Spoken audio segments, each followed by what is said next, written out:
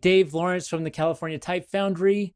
So in some of the other videos that I had shown you how elements can be used to make an asterisk, different characters that have many different parts that are about the same. But in this video, we're going to look a little bit about how you can use those things for just regular letters. How can you use elements for regular letters? So we're going to go a little bit old tech. To me, this is one of the easier ways to understand it.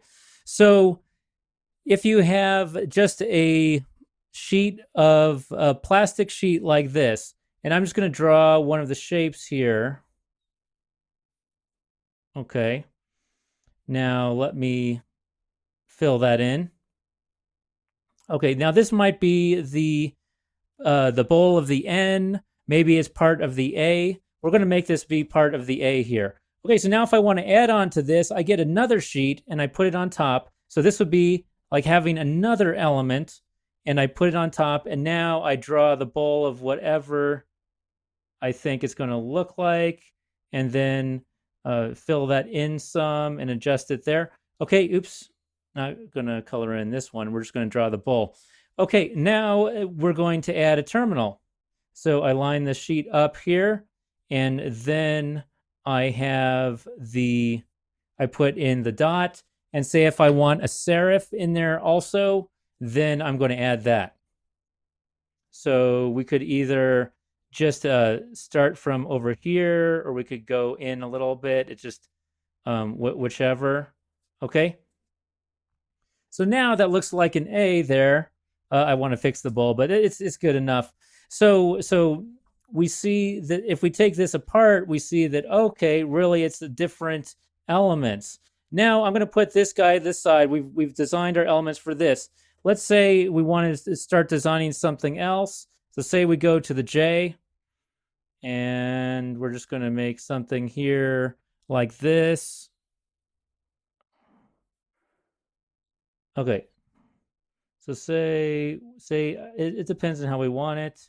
Say we want it to curve around and then erase some out of that. Okay, so say that's our J. Say we want to add the parts onto it. Well, you take your terminal from your A, and then you put that down here. Okay, you take your serif from your A, and then you can put that up here. Then obviously we need a dot, and that dot can be shared between the I and the J, and maybe you want to share that with something else. It really depends on how you want to do it, how sort of modular and you want your design. Okay, so now let's go to the computer and see how this works in FontLab. Okay, so one thing you want to note is that when you have the black arrow on, this is for elements. See, it's V is the element, and basically that moves your elements around. So that is similar to what we did before when we take the plastic sheets and we move those around different places to get the parts where we want to. Okay, the white one is more for adjusting your building blocks. You can see how my nodes appeared here when I go in. My nodes appeared here, so now I can tweak each of these little things. Okay, so when I push this one, it goes into here. So now see this rectangle around the element, that's sort of like the plastic sheet, and I move this around. I can move this around to wherever I want, but I want to put that back.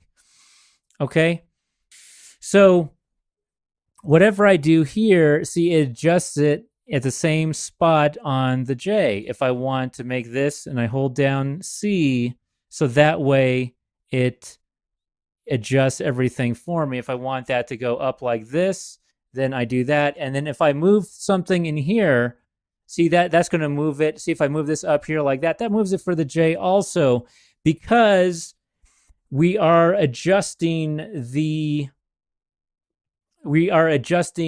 contour that's inside the element. We're not just moving the element around.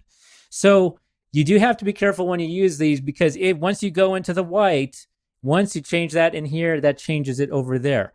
But if I go to the black, let's go to the black now. And now I'm going to go to V. So now I'm in the black cursor. So if I move this around, see, the J is staying the same spot, because all that does is it moves the plastic sheet around around the page. Okay, and then you can see this in my elements panel, which is this one up here.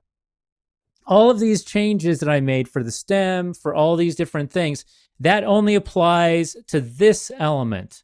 So this part, any changes, so this one's pretty much the same. It has a shift over, but the width and the height are the same.